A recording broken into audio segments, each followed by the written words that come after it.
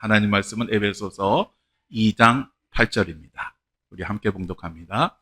너희는 그 은혜에 의하여 믿음으로 말미암아 구원을 받았으니 이것은 너희에게서 난 것이 아니요 하나님의 선물이라. 아멘. 예, 자리에 앉아주시죠. 오늘은 에베소서 2장 8절 말씀을 가지고 다시 은혜의 자리로 라는 제목으로 말씀을 나누겠습니다. 6월 달에 저희 실천표가 다시 은혜의 자리로 라고 하는 것입니다.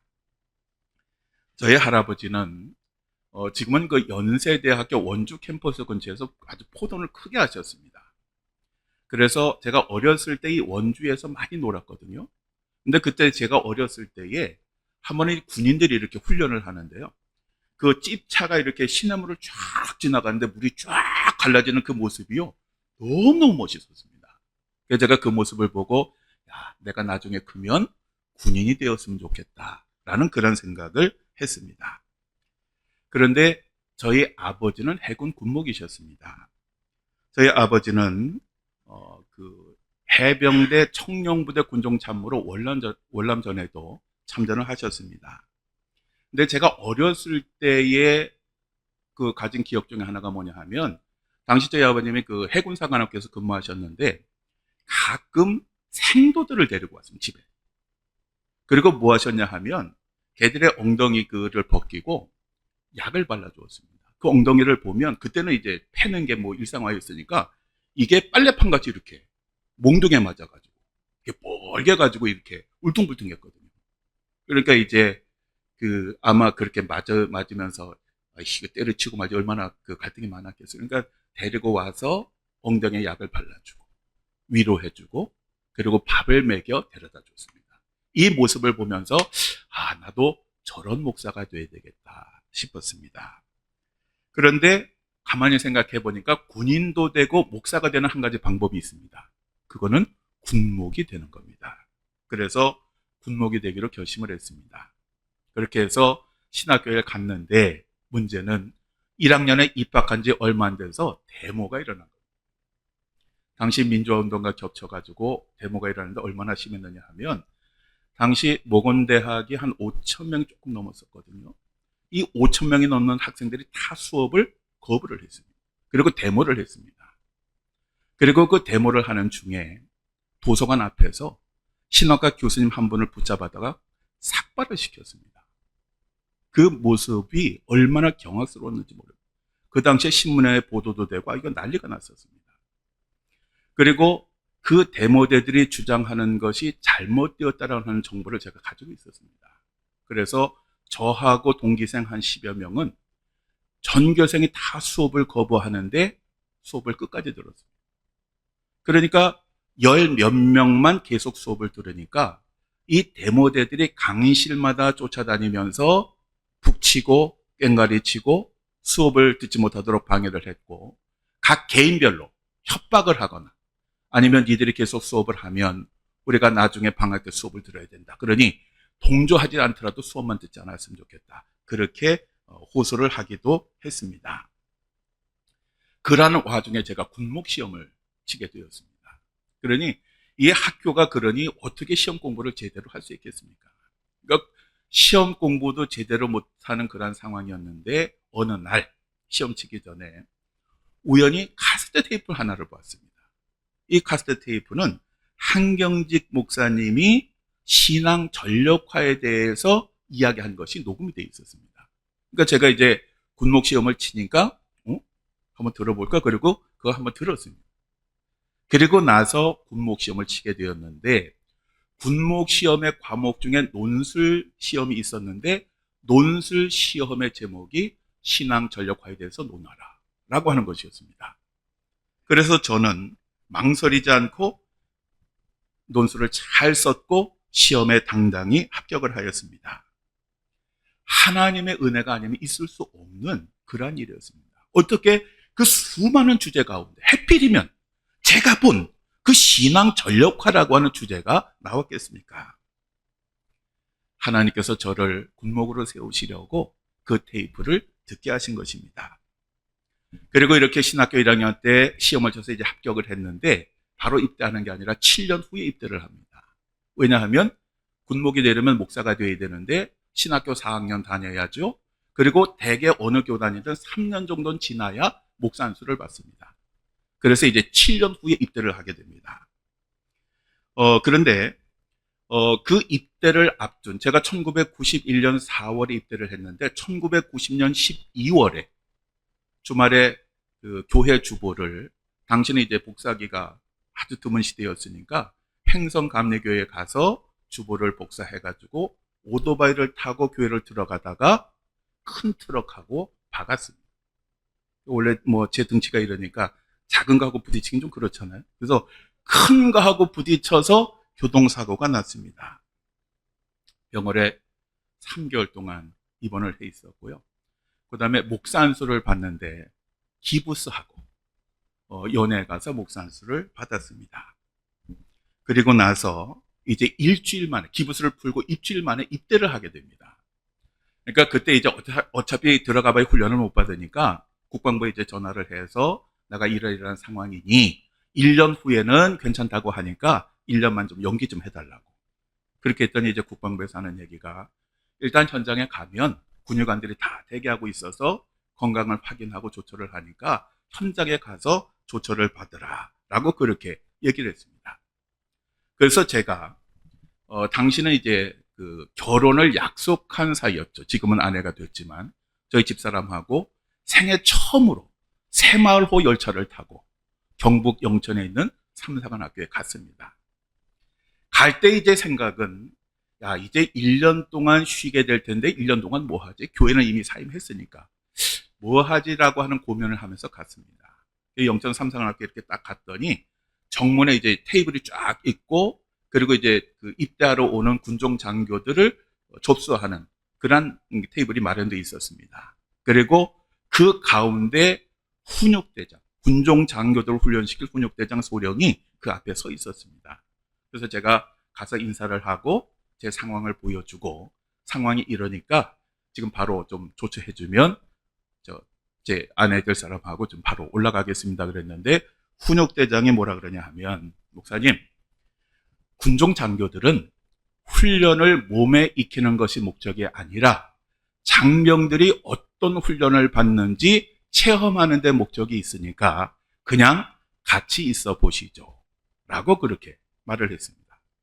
그래서 그 자리에서 입대를 하게 됐습니다. 그러니까 전혀 생각하지 못했는데 입대를 했습니다. 그런데 돌이켜보면, 만약에 그때 1년 늦춰줬다면 아예 군목으로 입대하지 못했을 겁니다. 왜냐하면 제 다리가 불구인 것을 뒤늦게 알았거든요. 그러니 가만히 생각해보면 그것도 군목으로 인관시키고자 하는 하나님의 은혜였습니다.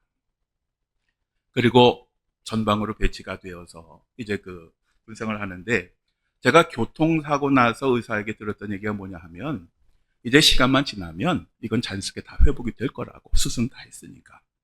그렇게 얘기를 들어서 이제 전방에서 근무를 하면서 언제 내가 다리가 낫지 라고 그렇게 생각하고 기다렸는데 1년 반이 지나도 저는 것 같고, 침대에 앉아서 가만히 보면 오른쪽 다리가 왼쪽 다리보다 더 깁니다.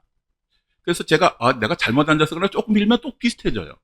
그래서 내가 착각을 했나 그랬는데, 어쨌든 불편하니까 1년 반 만에 사단 의무대를 찾아갔습니다.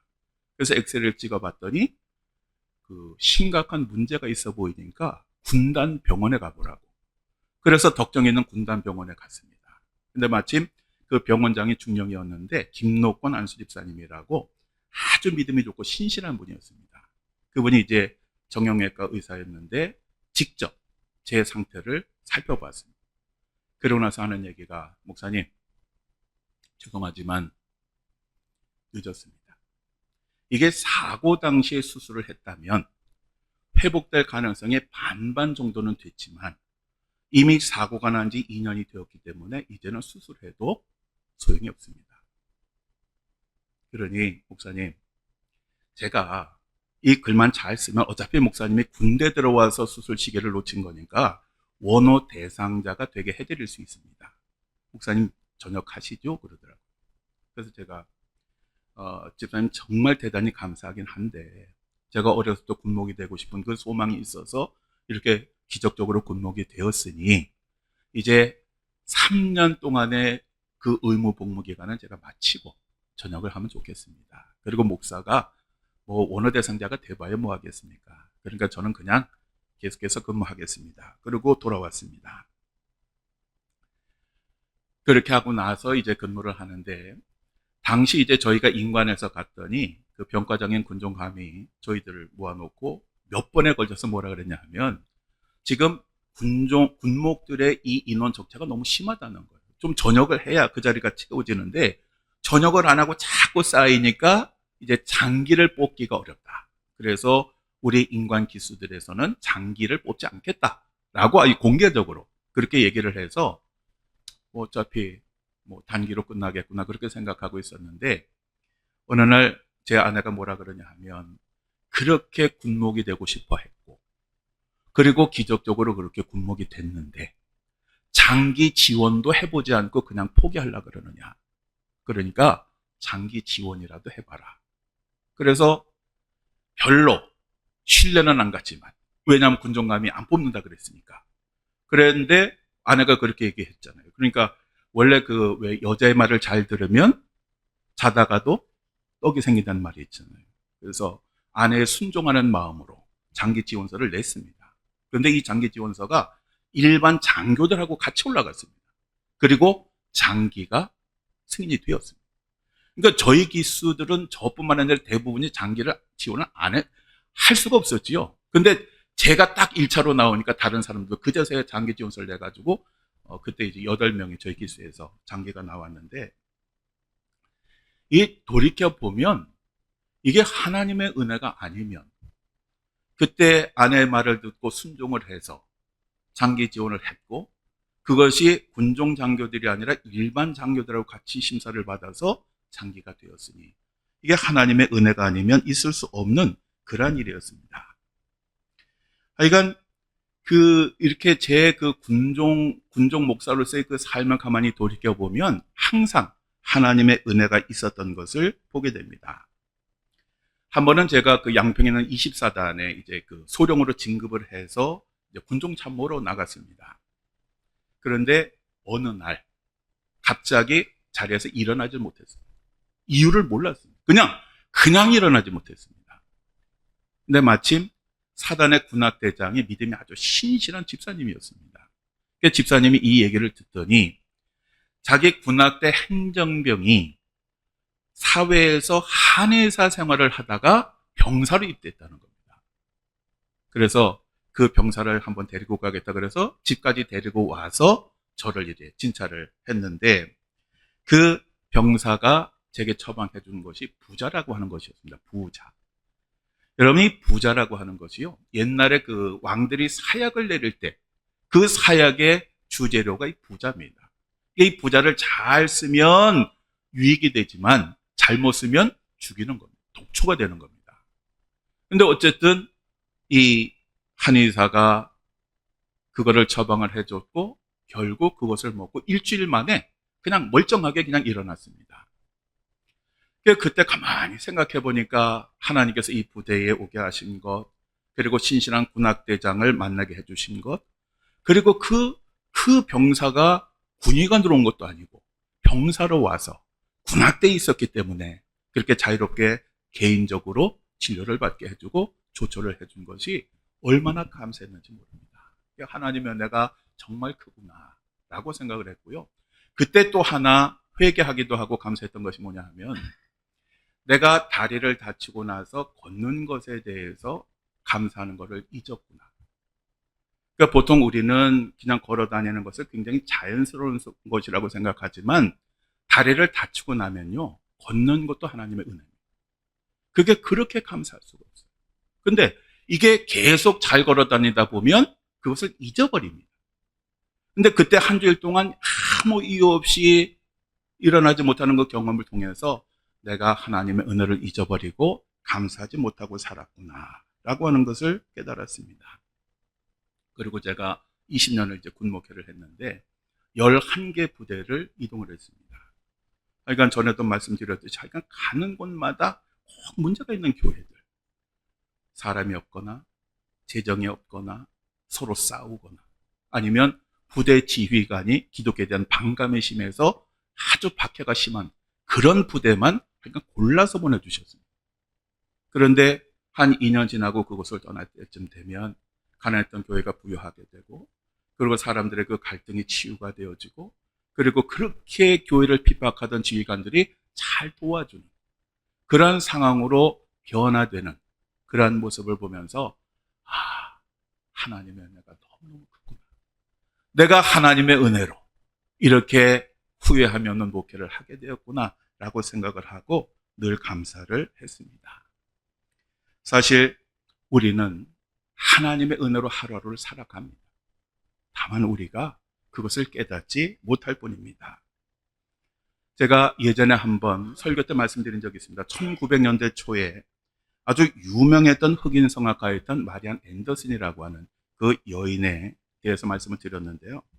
이 마리안 앤더슨이 첫 번째 무대에서 아주 실패를 하고 호평을 받습니다. 그래서 낙심하고 절망하고 있을 때에 그의 어머니가 이 마리안에게 이렇게 말을 했습니다. 마리안, 하나님의 은혜가 인간의 위대함보다 먼저 와야 한다. 이 마리안은 이 어머니의 말씀을 마음에 꼭 새겼습니다. 그리고 그때부터 노래 잘 부르는 훌륭한 성악가가 되기보다는 하나님의 은혜로 충만한 성악가가 되어야 되겠다. 결심을 하고 그렇게 노력을 했습니다. 그 결과 세계적으로 유명한 성악가가 되었을 뿐만 아니라 수많은 영혼들을 하나님께로 인도하는 그 정말 전도하는 성악가로 유명해지게 되었습니다. 우리가 부르는 복음성가 중에 하나님의 은혜라고 하는 복음성가가 있습니다. 나를 지으신 그 이가 하나님이라고 하는 그런 부제로도 알려진 그런 복음성가입니다. 이 복음성가의 가사를 보면 이렇습니다.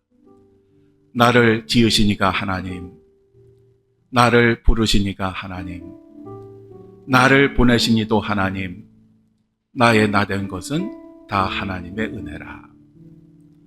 나의 달려갈 길 다 가도록, 나의 마지막 호흡 다 하도록, 나로 그 십자가 품게 하시니 나의 나 된 것은 다 하나님의 은혜라.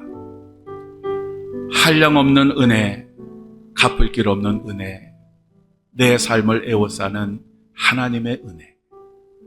나 주저함 없이 그 땅을 밟음도 나를 붙드시는 하나님의 은혜. 나의 달려갈 길 다 가도록, 나의 마지막 호흡 다 하도록, 나로 그 십자가 품게 하시니 나의 나 된 것은 다 하나님의 은혜라. 한량없는 은혜, 갚을 길 없는 은혜, 내 삶을 애워싸는 하나님의 은혜. 나 주저함 없이 그 땅을 밟음도 나를 붙드시는 하나님의 은혜. 모든 것, 내 삶에 이루어지는 그 모든 것들은 오직 하나님의 은혜로 되는 것임을 고백하는 그러한 찬양입니다. 우리들의 삶은 하나님의 은혜로부터 시작해서 하나님의 은혜로 끝을 맺습니다. 우리가 살기 위해서는 산소가 필요합니다. 숨을 쉬어야 우리가 살 수 있습니다. 마찬가지로 우리들의 영은 하나님의 은혜가 있어야 살 수가 있고 유지가 될 수 있습니다. 하나님의 은혜가 사라지면 우리들의 영도 죽게 되어 있습니다. 고린도서 15장 9절에서 10절에 사도 바울이 이렇게 고백을 합니다. 우리 함께 읽겠습니다. 나도 사도 중에 가장 작은 자라. 나는 하나님의 교회를 받게 하였으므로 사도라 칭함받기를 감당하지 못할 자니라.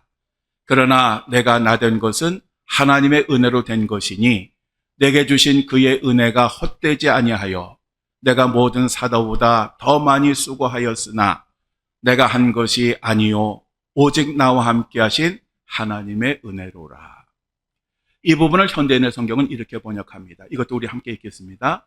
나는 사도들 중에 가장 보잘것없는 사람이며 하나님의 교회를 박해했기 때문에 사도라고 불릴 자격마저 없습니다. 그러나 오늘날 내가 이렇게 된 것은 하나님의 은혜로 된 것이며 내게 주신 그분의 은혜가 헛되지 않아 내가 다른 모든 사도들보다 더 많이 일했습니다. 그렇지만 그것은 내가 한 것이 아니라 나와 함께 하신 하나님의 은혜였습니다. 아멘. 사도 바울은 이방 선교를 위한 사명을 받았습니다. 그리고 그는 그 사명을 받은 이후로 순교하기까지 오직 복음을 증거하는 삶을 살았습니다. 오직 하나님, 오직 충성, 그리고 오직 복음, 바로 이것이 사도 바울의 삶이었습니다. 그가 이룬 업적은 어떤 누구와 비교할 수 없을 만큼 탁월했습니다. 사도 바울의 그 전도를 통하여 서구가 복음화되었고 하나님께로 돌아왔습니다. 그러니 사도 바울이 사실 자랑하고 싶으면 얼마든지 자랑할 수 있는 일을 그가 행한 것입니다. 요즘 교회 하나만 부흥시켜도 자랑하고 난리인데 그 세계를 복음화시키는 그 사역을 감당했으니 얼마나 자랑할 것이 많겠습니까? 게다가 우리가 잘 아는 것처럼 이 사도 바울은 복음을 전하는 과정에서 산전수전 다 겪은 사람입니다. 그러니 그 얘기를 한번 꺼내놓으면 아마 엄청났을 것입니다. 그런데 사도 바울은 뭐라 그랬습니까? 내가 행한 것은 다 하나님의 은혜입니다. 내가 뭔가 할 수 있다면, 내가 뭔가 했다면 그것은 내가 한 것이 아니라 하나님의 은혜로 하나님이 한 것입니다. 라고 그렇게 대답을 했던 것입니다. 바로 이 사도 바울의 고백이 오늘 우리들의 신앙 고백이 되어야 합니다. 그런데 우리는 이러한 하나님의 은혜를 어느 순간에 당연한 것으로, 자연스러운 것으로 여기기 시작했습니다. 그러다 보니 우리들의 삶에 은혜가 사라졌습니다. 은혜가 사라지니까 감사도 사라졌고, 감사가 사라지니까 기쁨과 행복도 사라졌습니다. 이제 우리들의 신앙생활에는 의무만 남았고 몸이 건조한 그런 하루하루가 계속되어 가고 있습니다. 그런데 시편 107편 9절에 이렇게 말씀합니다. 우리 함께 읽습니다. 그가 사모하는 영혼에게 만족을 주시며 줄인 영혼에게 좋은 곳으로 채워주심이로다. 아멘. 여기서 만족을 주신다는데 이 만족이라고 하는 히브리어 단어가 은혜라고 하는 그러한 단어입니다. 하나님은 은혜를 간절히 사모하는 자에게 그 은혜를 충만히 채워주시는 것입니다. 그래서 사도 바울은 우리들에게 이렇게 권면했습니다. 우리 함께 읽습니다. 그러므로 우리는 긍휼하심을 받고 때를 따라 돕는 은혜를 얻기 위하여 은혜의 보좌 앞에 담대히 나아갈 것이니라. 아멘. 사도 바울이 권면하는 것은 뭐냐 하면 주시는 은혜만 만족하지 말고 더 큰 은혜를 얻기 위하여 은혜를 받을 자리로 너희가 나아가라 라고 그렇게 권면을 했던 것입니다. 그런데 우리가 힘들고 어려웠을 때에는 어떤 기도였습니까? 하나님, 저희들은 하나님 도우심 없이는 안 됩니다. 하나님, 저희들에게 은혜 좀 베풀어 주세요. 얼마나 간절히 기도하고 눈물로 기도했습니까? 그런데 살만해지니까 이제는 이러한 은혜에 대한 갈급함이 사라졌습니다. 뭐 굳이 하나님이 도와주시지 않으셔도, 하나님의 은혜가 없어도 먹고 사는데 지장이 없어요. 뭐 이 정도면 됐지, 뭘 더 바라겠습니까? 그런 마음을 가지게 되니까 우리들의 믿음도 변하게 되었습니다. 하나님의 은혜가 완전히 우리로부터 사라졌고, 이 하나님의 은혜는 우리들의 입술에만 남는, 그리고 기도할 때에 형식적으로만 남는 그러한 것이 되고 말았습니다. 사랑하는 성도 여러분, 하나님이요 모세에게 제사장을 통해서 성도들을 축복하라고 하신 그 말씀이 있습니다. 한번 그 말씀 한번 읽어볼까요? 여호와는 내게 복을 주시고 너를 지키시기를 원하며 여호와는 그의 얼굴을 내게 비추사 은혜 베푸시기를 원하며 여호와는 그 얼굴을 내게로 향하여 드사 평강 주시기를 원하노라. 아멘. 우리 하나님은 우리가 하나님을 알기 전부터 풍성한 은혜를 우리들에게 부어 주셨습니다. 그 은혜의 결실 가운데 하나가 독생자 예수 그리스도가 그것간 죄인인 나를 위해서 십자가에 죽으신 것입니다. 그것뿐만 아니라 우리가 이 땅을 살아나가는 동안 하나님의 은혜와 도우심이 없이는 살 수 없기 때문에 지금도 그 은혜를 주고 계시고 우리가 또 그 은혜를 갈급해하고 구하기를 원하시고, 조금 전에 그 말씀, 하나님의 마음이, 그러므로 우리들은 은혜 받을 자리로 다시 가야 됩니다. 여기가 좁사오니 초막셋을 짓고가 아니라 갈급한 마음으로 은혜 받을 자리로 자꾸 나가야 됩니다. 그래서 은혜가 회복되어져야 됩니다. 은혜가 회복되어질 때 우리들의 믿음은 살아날 수가 있고 우리들의 신앙생활은 풍요로워질 수가 있고 세상에 주지 못하고 하나님이 주시는 참된 기쁨을 우리가 회복할 수 있습니다. 우리 다 함께 은혜 받을 자리로 나아갑시다. 다 함께 기도하시겠습니다.